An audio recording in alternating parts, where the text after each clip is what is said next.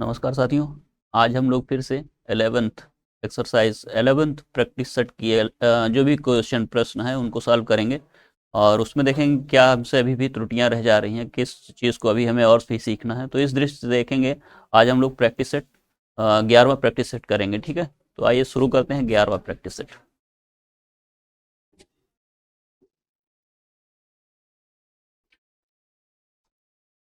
साथियों देखिए, आपके सामने 11वें प्रैक्टिस सेट में सबसे पहला जो प्रश्न है वह है निम्नलिखित में से किस स्वर को संयुक्त स्वर, ठीक है, किस स्वर को संयुक्त स्वर माना गया है। और संयुक्त स्वर से संबंधित प्रश्न है आपके लिए। तो साथियों जानते हैं आप अ, उ, दीर्घ ई, ये सभी स्वर क्या हैं? ये सभी स्वर दीर्घ स्वर हैं।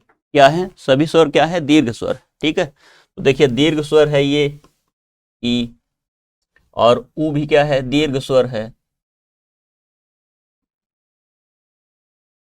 अ दीर्घ है, दीर्घ स्वर।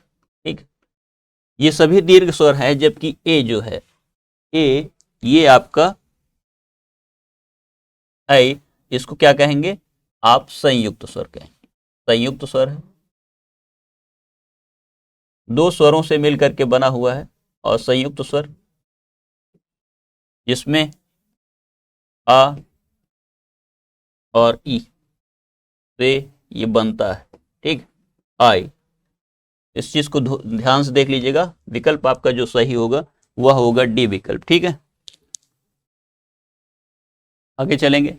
अल्प विराम का प्रयोग। देखिए अल्प विराम के बारे में पूछा गया है। अल्प विराम का प्रयोग इनमें से कहाँ किया जाता है? देखिए पूछा गया है कि अल्प विराम का प्रयोग इनमें से कहाँ किया जाता है। तो कंडीशन पूछी गई, परिस्थिति पूछी गई है कि कहाँ पे किया जाएगा। तो देखिए विकल्प में दिया है वाक्य के अंत में किया जाता है। तो आप लोग जानते हैं वाक्य के अंत में क्या किया जाता है? पूर्ण विराम का प्रयोग किया जाता है। कहीं भी किया जाता है, ऐसा नहीं है कि कहीं भी कर सकते हैं, उसकी स्थिति होती है। वाक्य के शुरू में करेंगे तो वाक्य की शुरुआत में नहीं करते, जबकि वाक्य के मध्य में जहां बहुत कम ठहराव हो, ठीक है, थोड़ी से ठहराव के लिए क्या होता है? अल्प विराम का प्रयोग करते हैं। तो आप लोग देखिए आपका जो विकल्प होगा वह डी विकल्प सही होगा। ठीक है, निम्नलिखित विकल्पों में से तीसरा क्वेश्चन है, निम्नलिखित विकल्पों में से किस विकल्प में सभी शब्द व्यक्तिवाचक संज्ञाएं हैं? तो आपसे पूछा गया है व्यक्तिवाचक संज्ञा। कौन सी संज्ञा पूछा गया है? देखिए यहाँ पर देख लीजिएगा, व्यक्तिवाचक संज्ञा पूछा गया है। कौन सी संज्ञा के बारे में पूछा जा रहा है? व्यक्तिवाचक संज्ञा के बारे में। ठीक है, तो व्यक्तिवाचक संज्ञा कौन सी है? किस विकल्प में सभी व्यक्तिवाचक संज्ञाएं हैं? तो आप देखिए सब विकल्प देख लीजिए। राम, रामचरितमानस, गंगा, कृष्ण, कामायनी, मिठास, लखनऊ, आम, बुढ़ापा, ममता, वकील, पुस्तक। ठीक है, तो देखिए सभी में आप देखेंगे कुछ तो व्यक्तिवाचक हैं, ठीक है, कुछ भाववाचक भी हैं।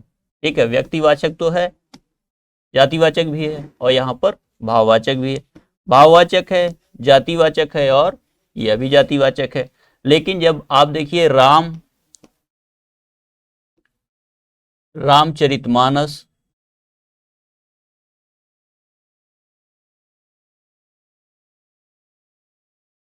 और गंगा, तो ये तीनों ही शब्द क्या है? व्यक्तिवाचक है। व्यक्तिगत रूप से एक पुस्तक को के बारे में बता रहा है, व्यक्तिगत रूप से किसी एक व्यक्ति के बारे में बता रहा है, और व्यक्तिगत रूप से किसी एक नदी के बारे में बताया गया है। इन तीनों में तो ये क्या होगा? व्यक्तिवाचक संज्ञा होगी, जो कि विकल्प आपका ए में दिया हुआ है। 3 का ए सही होगा। ठीक है, आगे चलेंगे। वह एक अच्छा छात्र है, वाक्य है आपके सामने, और वाक्य में संकेतवाचक सर्वनाम है। कौन सा संकेतवाचक सर्वनाम है देखना है।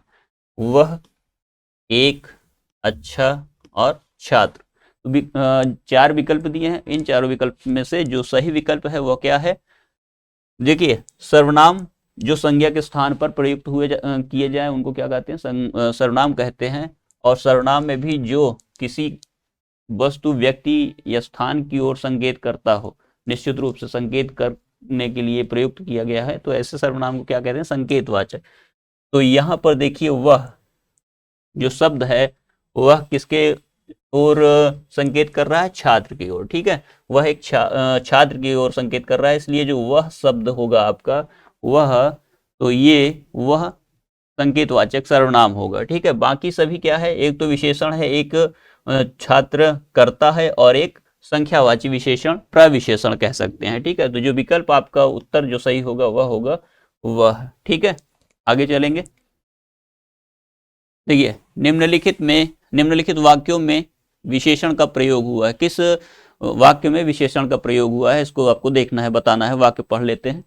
लड़का भजन गा रहा है, मैंने उसको बुलाया और वह सुंदर लड़का आया और उसने भजन नहीं सुनाया। 4 विकल्प दिए हैं। तो देखिए लड़का भजन सुना रहा है, लड़कम करता है, भजन गा रहा है, भजन क्या गा रहा है? भजनगार कर्म हो गया और ये क्रिया हो गई। मैंने उसको बुलाया कर्म और क्रिया हो गई, कर्ता कर्म क्रिया। वह सर्वनाम हो गया, सुंदर विशेषण हो गया, लड़का क्या है? संज्ञा है, और आया क्रिया है। तो ठीक है, यहाँ पर क्या पूछा गया? विशेषण पूछा गया। तो जो ये सुंदर है यह क्या है? विशेषण शब्द है, और किसकी विशेषता बता रहा है? लड़के की विशेषता बता रहा है। ठीक है, किसकी विशेषता बता रहा है? लड़के की विशेषता बता रहा है। तो लड़का क्या हो जाएगा? लड़का हो जाएगा विशेष। ठीक है, तो इस चीज को आप लोग ध्यान से देख लीजिएगा। लड़का क्या हो जाएगा? लड़का हो जाएगा विशेष।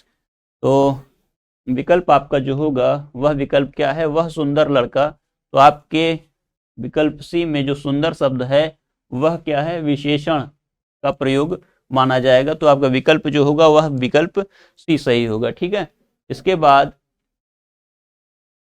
आगे चलेंगे। इसके बाद देखिए निम्नलिखित सकर्मक क्रिया वाला वाक्य नहीं है। तो आप देखिए कौन सा वाक्य सकर्मक क्रिया वाला नहीं है, इसमें से आपको सकर्मक क्रिया वाला वाक्य देखना है। ठीक है साथियों, देखिए इसमें डाकिया पत्र लाया, सीमा ने गाना गाया, सिपाही ने चोर को पकड़ा, लड़का सोता है। तो आपसे पूछा गया है सकर्मक क्रिया वाला वाक्य नहीं है, अर्थात सभी 4 विकल्पों में से सभी विकल्प में एक ऐसा विकल्प है जो सकर्मक क्रिया का नहीं है। देखिए सभी में कर्म का प्रयोग हुआ है।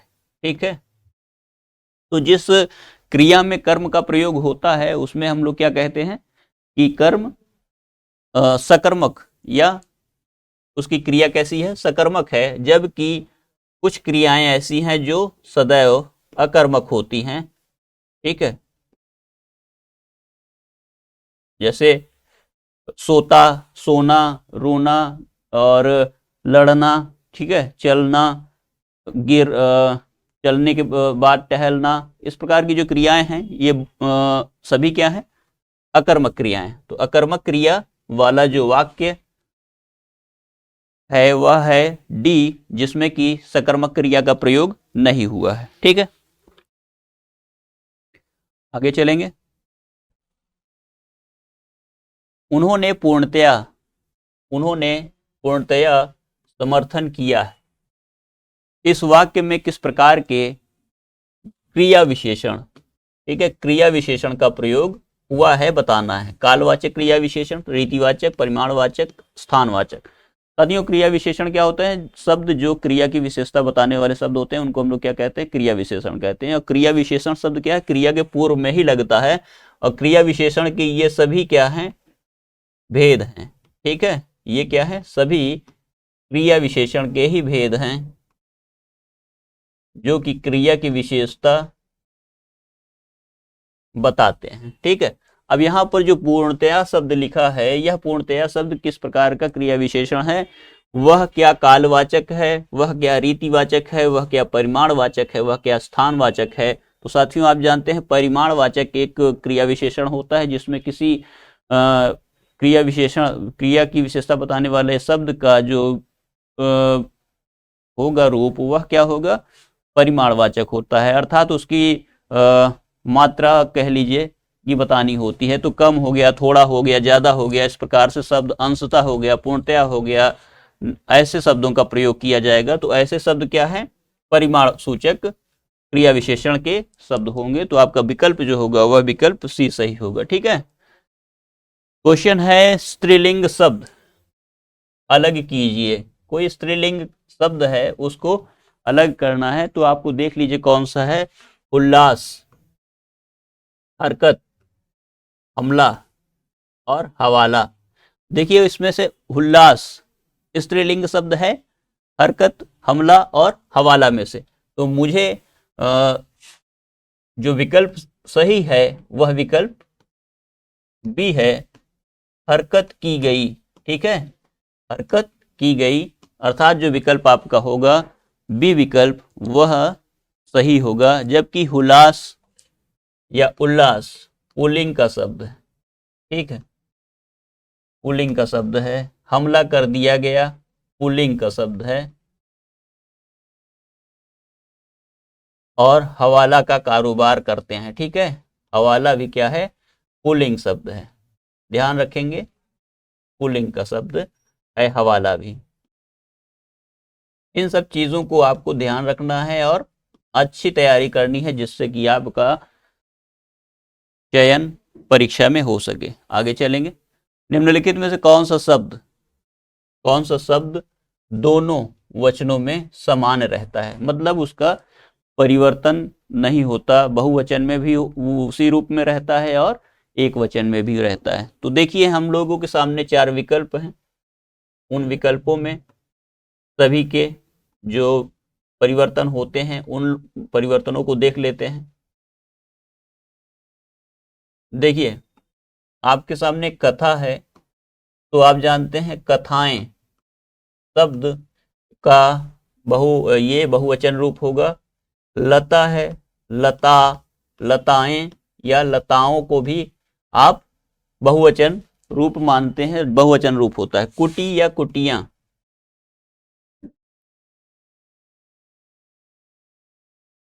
कुटियां है तो ये क्या होगा, आपका बहुवचन रूप होगा। लेकिन जो सरसों शब्द है यह सदैव एक वचन बहुवचन दोनों में ऐसे ही लिखा जाता है। एक वचन और बहुवचन में समान रहता है।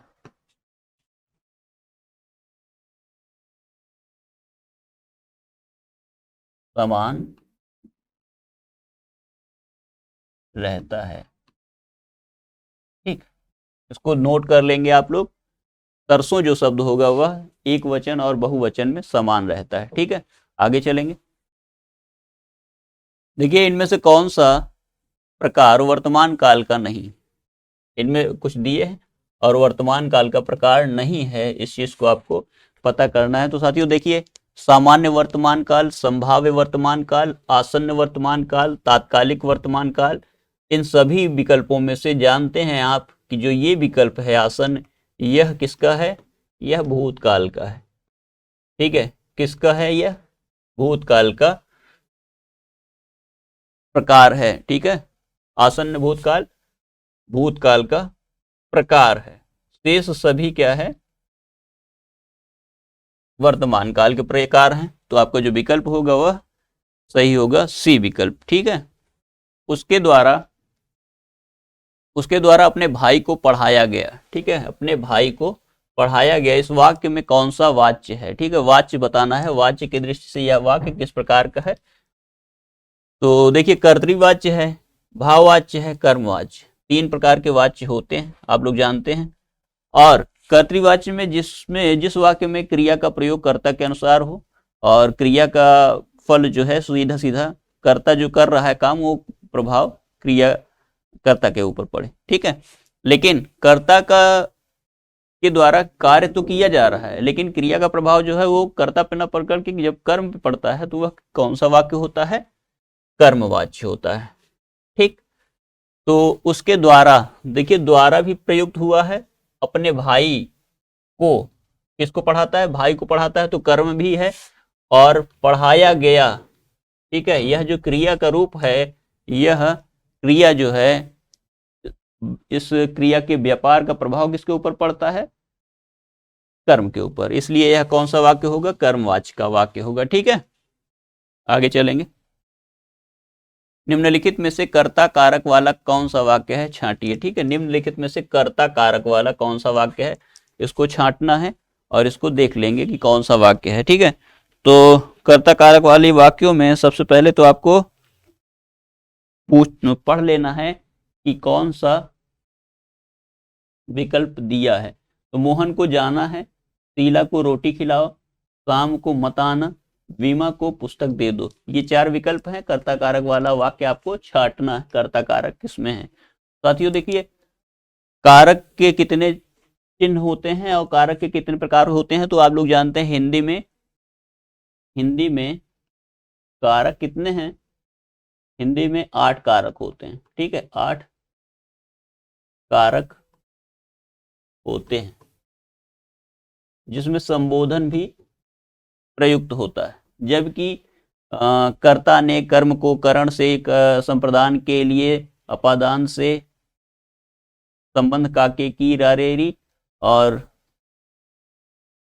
अधिकरण में पै पर साथी हे अहे अहो जो होता है, ये क्या होता है, ये प्रयुक्त होता है संबोधन में। तो आप लोग जानते हैं कर्ता जो कारक है, कर्ता कारक का जो चिन्ह है वो क्या है, चिन्ह क्या है उसका, ने है। ने चिन्ह कर्ता कारक का होता है, लेकिन यहाँ पर देखिए कहीं पे ने नहीं लगाया गया है। लेकिन सभी वाक्यों में जो देखा जाए तो आप देखिए तो शीला को रोटी दो, ठीक है, ये संप्रदान कारक का है। शाम को मत आना, ठीक है, यहाँ पर कोई जो प्रयोग हुआ है ये समय सूचक है। बीमा को पुस्तक दे दो, ठीक है, फिर देने के लिए प्रयुक्त हुआ है। लेकिन जो वाक्य मोहन को है, मोहन को जाना है, इस वाक्य में को के स्थान पर ने प्रयुक्त किया जा सकता है, लेकिन ने नहीं प्रयोग किया गया है। जबकि आपका जो कर्ता कारक का वाक्य होगा वह क्या है, वह होगा आपका विकल्प ए। ठीक है, तो कभी कभी क्या होता है, कर्ता के स्थान पर ने के स्थान पर को का भी प्रयोग किया आपको मिलेगा। तो इस चीज को आपको ध्यान में रखना है अपवाद के रूप में। ठीक है, आगे चलेंगे। देखिए, अंगोछा एक तद्भव का शब्द होता है। ठीक है, तद्भव शब्द है अंगोछा, और इस तद्भव शब्द के लिए कौन सा तत्सम शब्द प्रयुक्त होता है, अंगोछा किसका तद्भव है, तो जानते हैं अंग प्रोक्षा एक शब्द है, अंग रखा और अंत्र या अग्रहायन। ठीक है, तो आप लोग जानते हैं तत्सम और तद्भव, तत्सम और तद्भव 2 प्रकार के शब्द होते हैं। ठीक, तो अंग प्रोक्षा, अंग प्रोक्षा जो शब्द है ये किसका तद्भव है, अंगोछा का। ठीक है, अंगोछा का तद्भव है। लेकिन जो अंग रखा है, ठीक, अब देखिए अंग रखा, अंग रखा इसका इसका क्या है तत्सम, अंग रक्षक। ठीक, अंग रक्षक। ठीक, उसके बाद अंत्र, अंत्र एक शब्द है, इसका क्या होता है,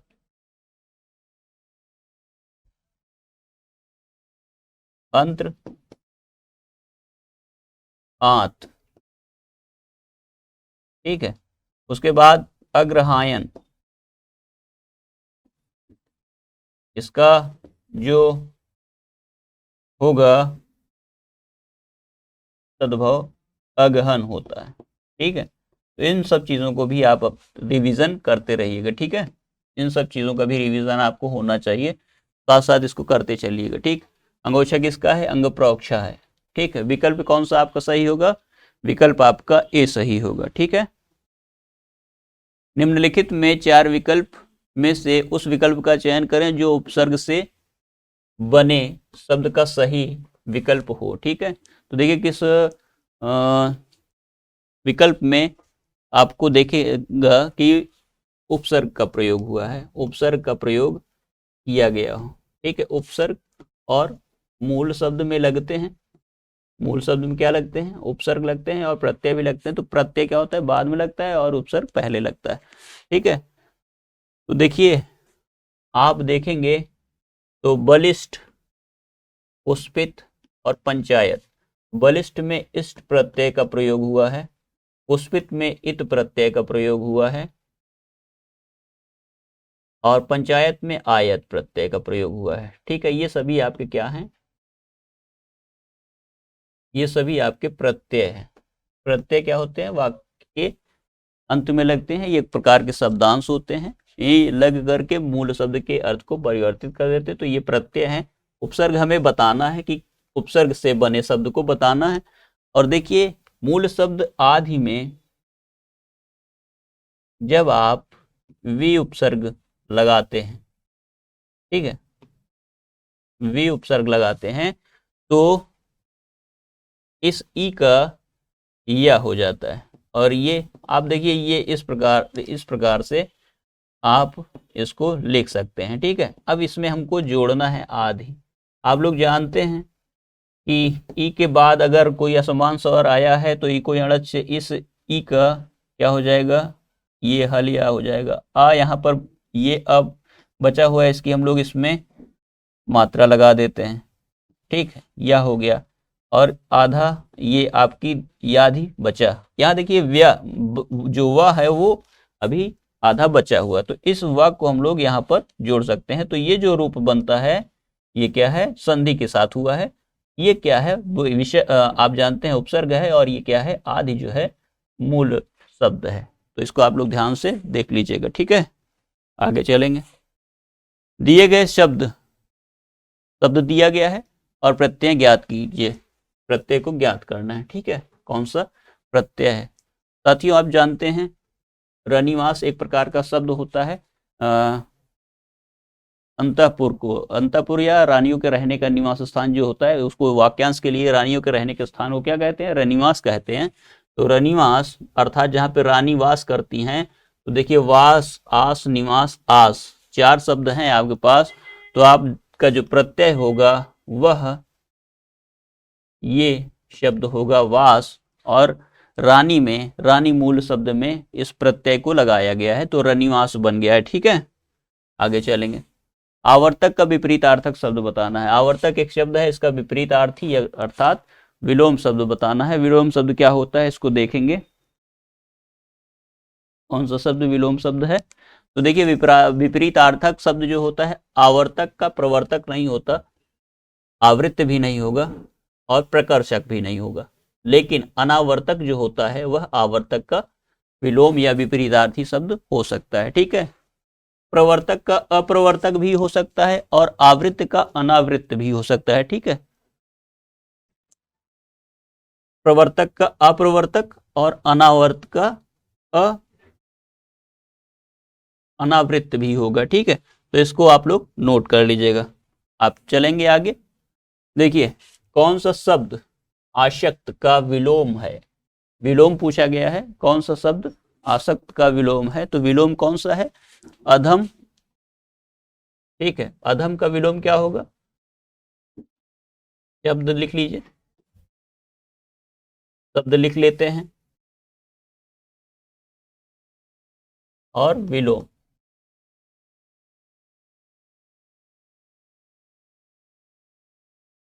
जानते हैं आप लोग कि अनासक्त का, आसक्त का विलोम क्या होगा?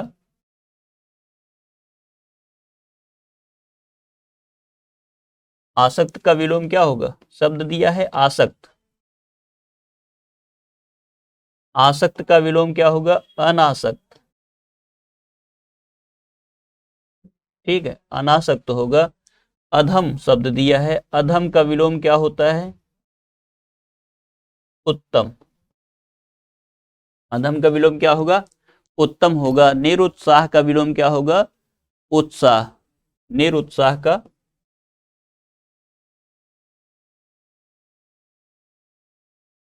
निरुत्साह का विलोम क्या होगा? उत्साह। ध्यान रखेंगे। और निमग्न, मग्न। ठीक है, निमग्न का विलोम क्या होगा?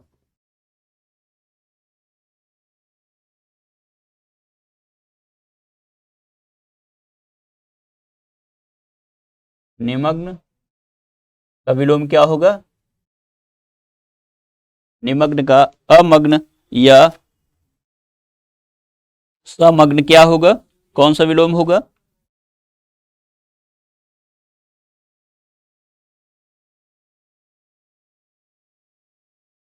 दोनों हो सकता है, अमग्न हो सकता है और अनिमग्न, अनिमग्न भी हो सकता है। अनिमग्न या अमग्न, तो ये रहा आपका विलोम शब्द से संबंधित। आगे चलेंगे तो विकल्प आपका अनासक्त सही हो जाएगा। आगे चलेंगे। किनारा का पर्यायवाची शब्द नहीं है, कौन सा नहीं है? तट मतलब किनारा होता है, मुहाना, तीर, कर। कर मतलब आप लोग जानते हैं हाथ होता है, सूंड होता है, अनेकार्थी शब्द है कर, लेकिन उसका अर्थ पर्यायवाची नहीं है। तो आप जानते हैं विकल्प आपका क्या हो जाएगा? कर हो जाएगा, क्योंकि यहां पर पर्यायवाची शब्द नहीं पूछा है। ठीक है, तो नहीं कौन सा है? कर। जबकि किनारा का पर्यायवाची क्या है? तट है, मुहाना है, तीर है। ठीक है, ये सभी क्या है? आपके पर्यायवाची शब्द हैं। ठीक, आगे चलेंगे। जल वृष्टि, देखिए इसको अंडरलाइन किया गया है। जल वृष्टि के कारण चारों ओर हरियाली छा गई। वाक्य के रेखांकित शब्द की जगह कौन सा पर्यायवाची शब्द उपयुक्त होगा? देखिए वाक्य रेखांकित किया गया है और इसके स्थान पर कौन सा पर्यायवाची सटीक रहेगा, सही रहेगा, इसको आपको बताना है। तो देखिए साथियों, आपके सामने जो विकल्प दिए हैं, बादल दिया है, वर्षा दिया है, काली घटा दी है और बूंद दिया है। तो इनमें से जलवृष्टि के कारण, जलवृष्टि का मतलब क्या है? इसका पर्यायवाची वर्षा होगा। कौन सा उपयुक्त हो सकता है? के कारण चारों ओर हरियाली छा गई, तो ठीक है। बादल के कारण चारों ओर हरियाली छाती है? नहीं। क्यों? क्योंकि जब तक वर्षा नहीं होगी तब तक बादल रहने से भी क्या है कि कोई प्रभाव नहीं पड़ेगा। किंतु वर्षा के कारण चारों ओर हरियाली छा गई, या काली घटा के कारण चारों ओर हरियाली छा गई, या बूंद? नहीं। आप जानते हैं वर्षा के कारण क्या है? चारों ओर हरियाली छा सकती है। ठीक है, वर्षा के कारण क्या है? चारों ओर हरियाली छा सकती है। तो आपका जो विकल्प होगा 19 का विकल्प बी होगा। ठीक है, क्या होगा? वर्षा। जलवृष्टि के स्थान पर आप वर्षा को लिख सकते हैं। और इस वर्षा के अन्य और भी विकल्प जो होंगे वो क्या है? बरसात हो सकता है, बारिश, वृष्टि, जल आवरण हो सकता है। ठीक है, आवास हो सकता है। ठीक, तो वर्षा के स्थान में क्या बारिश भी इस्तेमाल कर सकते हैं। बारिश के बाद क्या हो सकता है कि आप पावस का भी इस्तेमाल कर सकते हैं। ठीक है, तो पर्यायवाची शब्दों को आप इस्तेमाल कर सकते हैं। ठीक है, इस तरह से आपका ये सब वाक्य सही हो जाएगा। ठीक, आगे चलेंगे तो आप जानते हैं जल वृष्टि जो है वर्षा की पर्यायवाची शब्द है। बरसात, बारिश, पावस इत्यादि जो शब्द हैं ये शब्द क्या हैं? वर्षा के पर्यायवाची शब्द हैं। ठीक है, आगे चलेंगे। निम्नलिखित में से कौन सा शब्द अनेकार्थी शब्द है?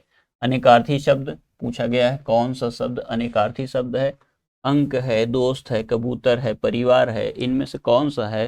साथियों, आप लोग जानते हैं अंक जो शब्द है वह क्या है? आपका अनेकार्थी शब्द है। ठीक है, संख्या के अर्थ में भी ये प्रयोग होता है। ठीक है, चिन्ह के लिए भी ये प्रयोग होता है। अंकित कर दिया, अंक मतलब हृदय भी होता है। ठीक है, हृदय के स्थान पे भी प्रयोग किया जाता है ना, हृदय के रूप में भी। ठीक, तो ये देखिए अनेक अर्थ रखने वाला शब्द है अंक। तो आप देखिए कि संख्या हो गया, चिन्ह हो गया, हृदय हो गया, इसके अतिरिक्त गोद भी होता है। ठीक है, गोद में अंक मतलब गोद भी होता है, तो अंक के स्थान अंक गोद के लिए भी प्रचलित है। तो देखिए ये क्या है? आपका अनेकार्थी शब्द है। ठीक, तो आपका विकल्प 20 का ए सही हो जाएगा। कर लेंगे इसको 20 का ए। आगे चलेंगे। युग्म की कौन सी जोड़ी सही है? जोड़ी सही पूछा गया है, युग्म दिया है, युग्म के में कौन सी जोड़ी सही है? तो देख लेते हैं कौन सी जोड़ी सही है युग्म में। देखिए न्याय अन्याय, धरा पृथ्वी, अचल अचला, ठीक है, मान अपमान। तो देखिए न्याय अन्याय का विलोम शब्द है अचल अचला, धरा पृथ्वी, मान अपमान का शब्द है, ठीक है। तो जो युग्म कौन सी जोड़ी सही है, युग्म की कौन सी जोड़ी सही है, तो इसमें देखिए कौन सी जोड़ी सही होगी। तो अचल का मतलब क्या होता है, जो चल ना सके, और अचला का मतलब क्या होता है, पृथ्वी। तो इसमें आपको कौन सा विकल्प सही होगा, विकल्प आपका जो है सही वो होगा अचल और अचला सही है। अचल का अर्थ होता है स्थिर, जबकि अचला का अर्थ होता है पृथ्वी, ठीक है। ये विकल्प आपका सही है, ठीक। बाकी धारा और पृथ्वी देखिए दोनों शब्द एक ही हैं, और अन्य विकल्पों में देखिए दोनों में मान अपमान दिया गया है। युग्म में सही जो अर्थ देने वाला शब्द है वह है आपका सी विकल्प, ठीक है, अचल और अचला। आगे चलेंगे।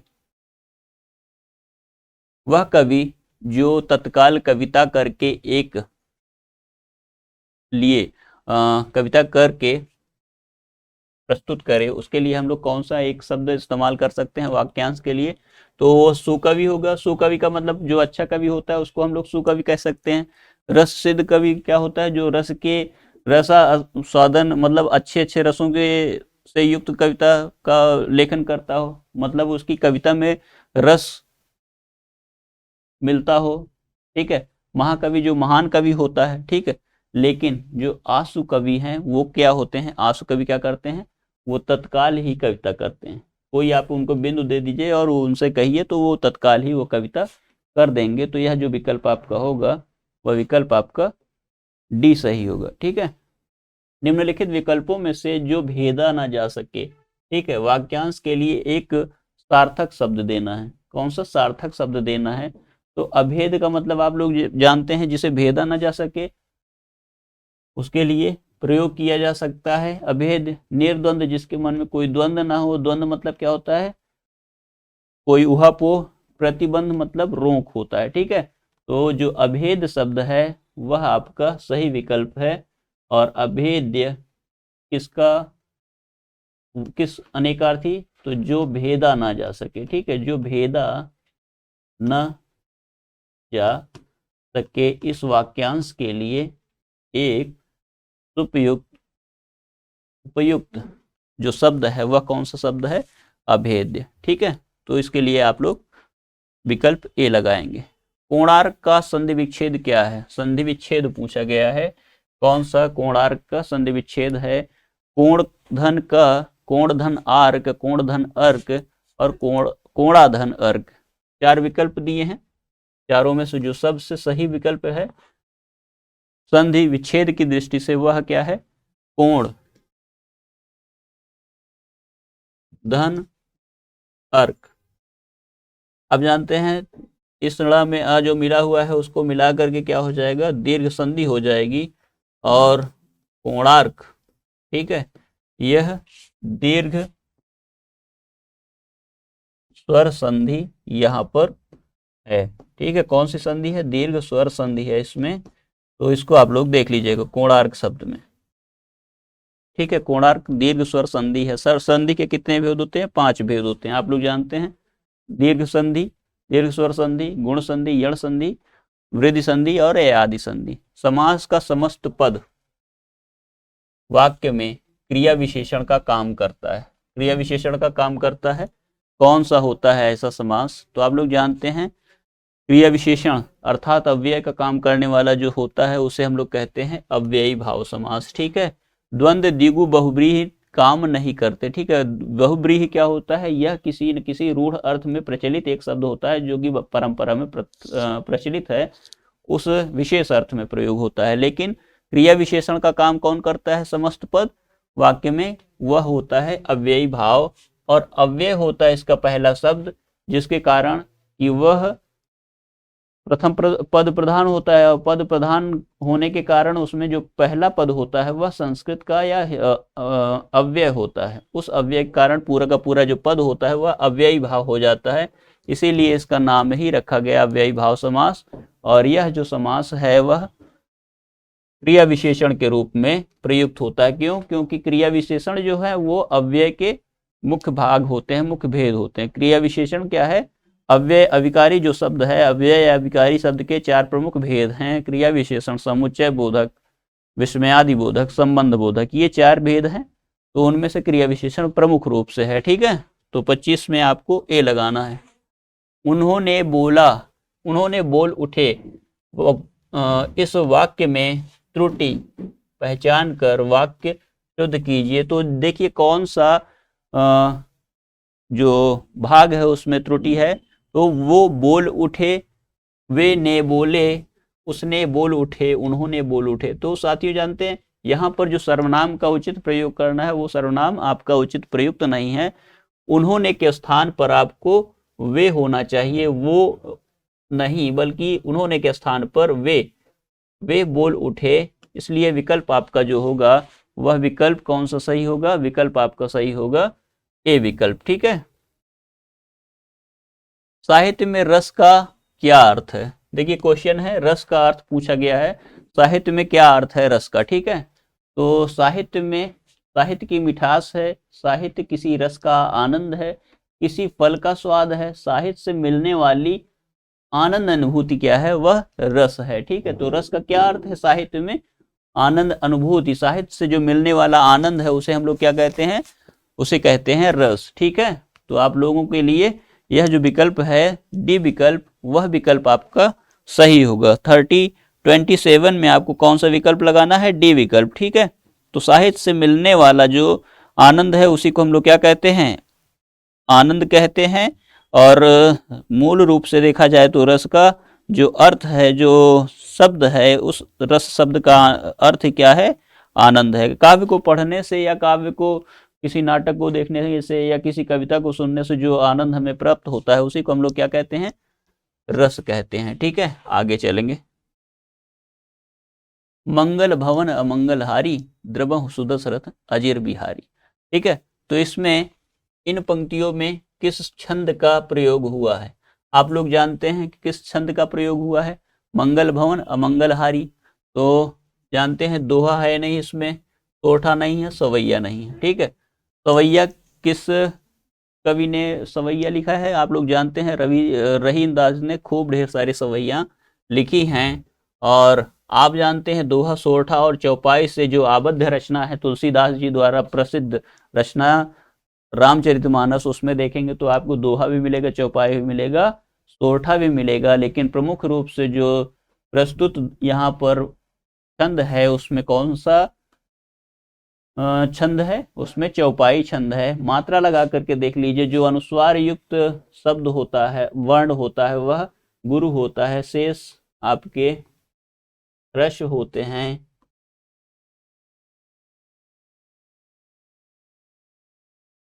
ठीक है, तो 2 1 3 1 4 5 6 7 1 8 2 10 11 12 2 14 2 16।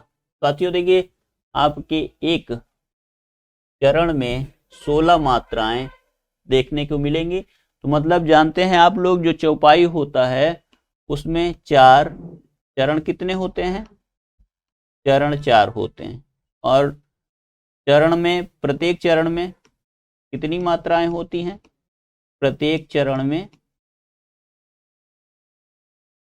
16 मात्राएं होती हैं। ठीक है, अलग अलग चरण में कुल मिलाकर 4 चरण हैं, 16 मात्राएं होंगी।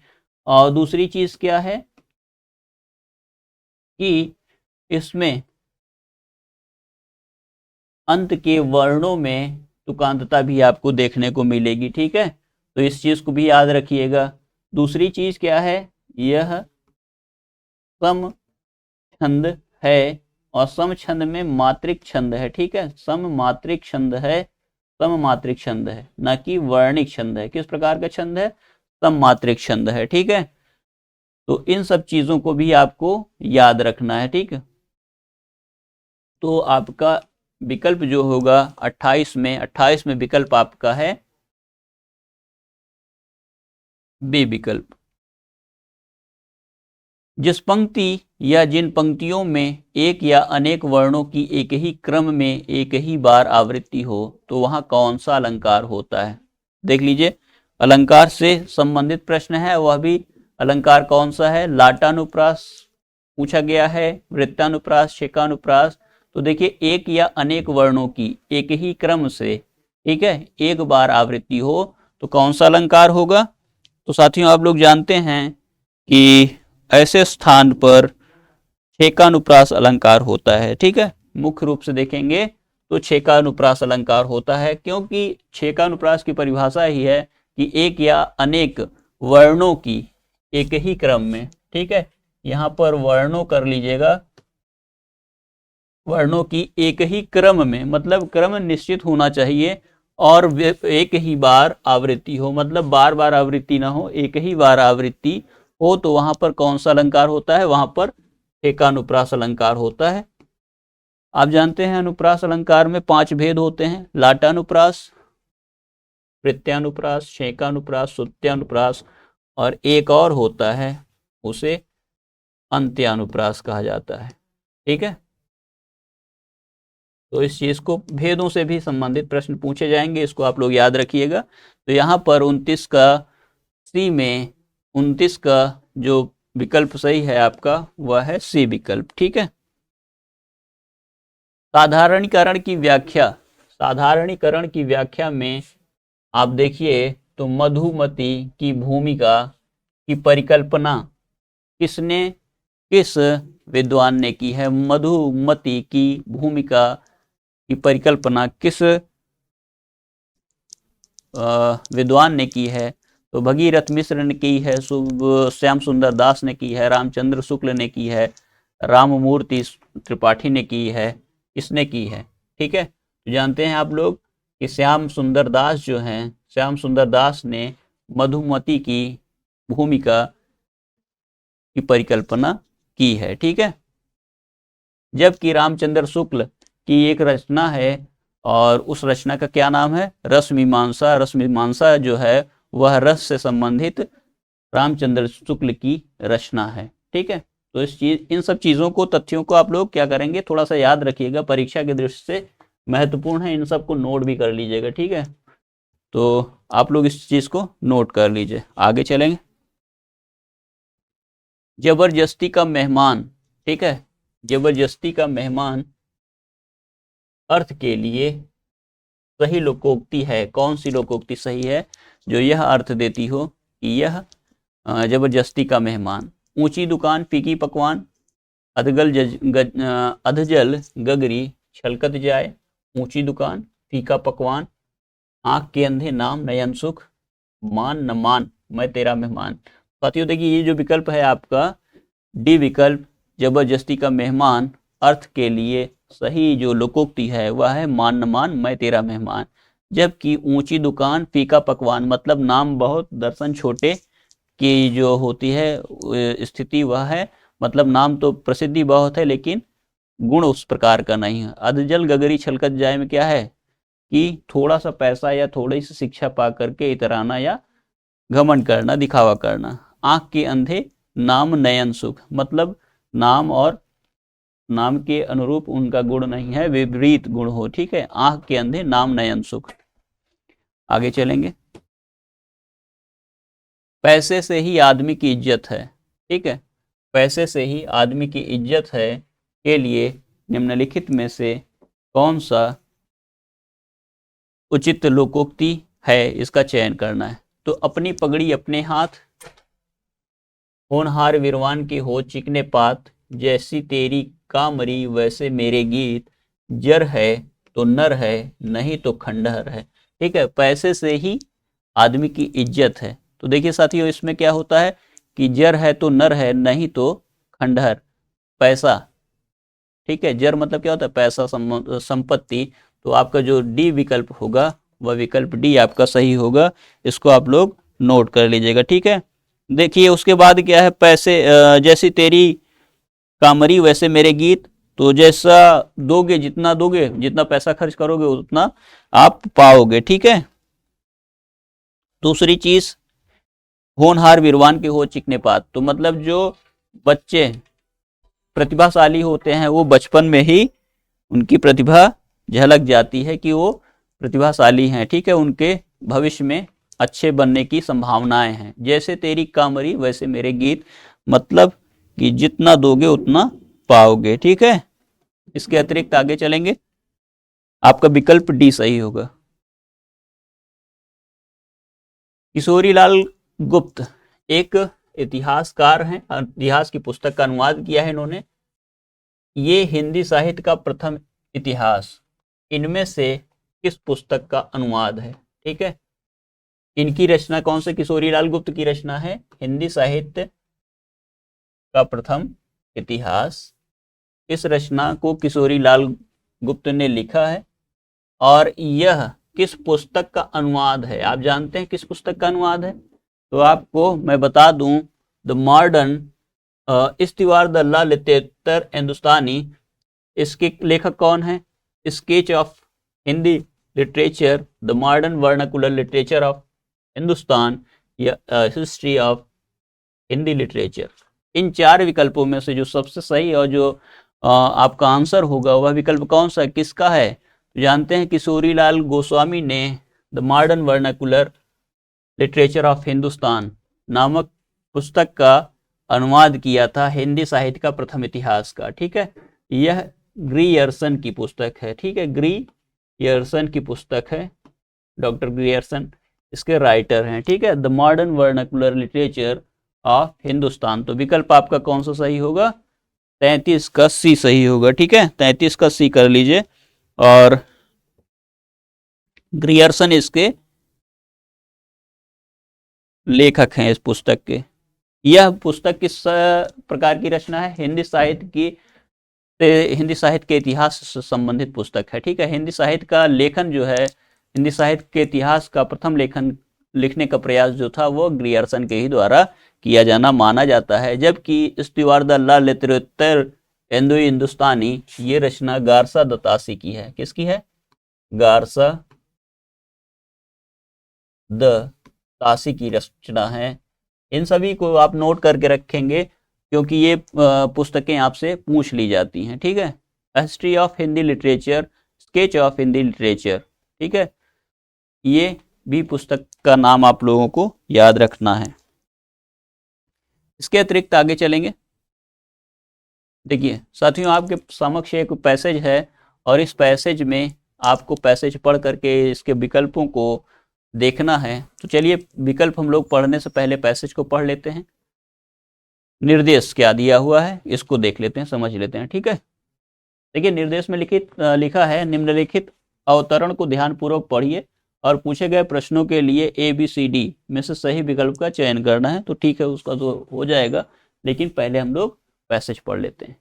पुराणों में देखा गया है कि तप देवता करते हैं, ठीक है, तप देवता करते हैं और राक्षस भी जिस किसी को कुछ भी सिद्धि प्राप्त करनी है तप किए बिना कोई चारा नहीं है।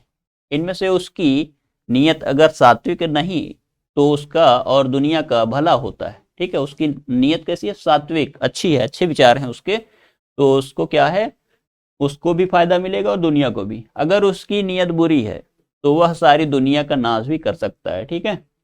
मनुष्य ने एटम बम, हाइड्रोजन बम जैसे अस्त्र तैयार किए, यह सब मनुष्य की तपस्या का ही फल है। इस आसुरी तपस्या से दुनिया का तो नुकसान होता ही है, लेकिन ऐसी तपस्या करने वाला स्वयं आत्मनाश की तैयारी करता है, ठीक है। तो जाहिर सी बात है कि अगर आप कुछ गलत कर रहे हैं तो उसका खामियाजा आपको भुगतना पड़ेगा। तो देखिए कुछ विकल्प हैं प्रश्नों के, उसको हम लोग देख लेते हैं। तो कोई चारा नहीं से तात्पर्य क्या है? कई रास्ते होना, दूसरा रास्ता ना होना, सही रास्ता होना, बेसहारा होना। तो साथियों जानते हैं कोई चारा ना होना, उसके लिए दूसरा रास्ता ना होना विकल्प आपका सही होगा, ठीक है। साथ ही देखें अगला प्रश्न। तो अगले प्रश्न में नियत से क्या तात्पर्य है? नियत शब्द का तात्पर्य क्या है इसको आपको बताना है, ठीक है। तो नियत शब्द का क्या तात्पर्य होता है? नियत का तात्पर्य इरादा है, सोच है, निश्चय है, अहंकार है।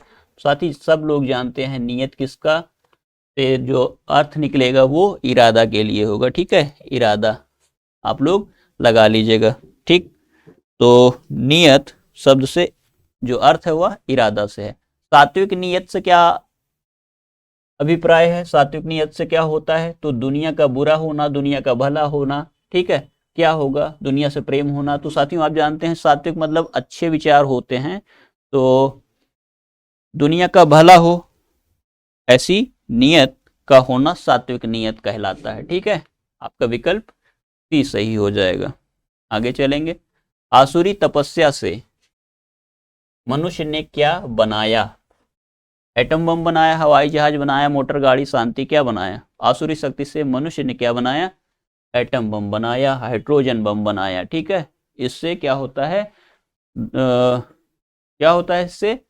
इंसानियत का नाश होता है, मानवता का नाश होता है। ठीक है, तो देखिए आपका जो विकल्प है वह विकल्प 37 में आसुरी शक्ति, आसुरी तपस्या से मनुष्य ने क्या बनाया? तो एटम बम बनाया।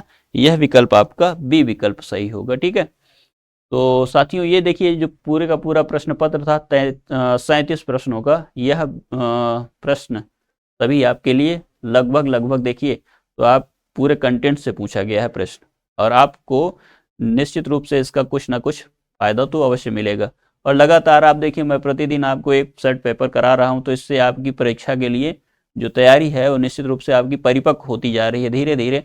और आप देखेंगे कि एक ही तरह के प्रश्नों को मैं बार बार लेके आ रहा हूँ। इससे क्या है कि उन प्रश्न को क्या है वो आप लोगों को मूलभूत जो उसके नियम इत्यादि हैं वो अच्छे ढंग से समझ में आ जाए, और धीरे धीरे देखेंगे लगभग 50 सेट में आपको हर प्रकार के प्रश्न करा दिए जाएंगे। अभी ये तो 11वां सेट चल रहा है, जल्दी से जल्दी ये सभी जो सेट्स हैं आपको मैं करा दूंगा। ठीक है, तो साथियों आज के लिए इतना ही। नेक्स्ट क्लास में फिर से मिलेंगे, तब तक के लिए नमस्कार। ठीक है।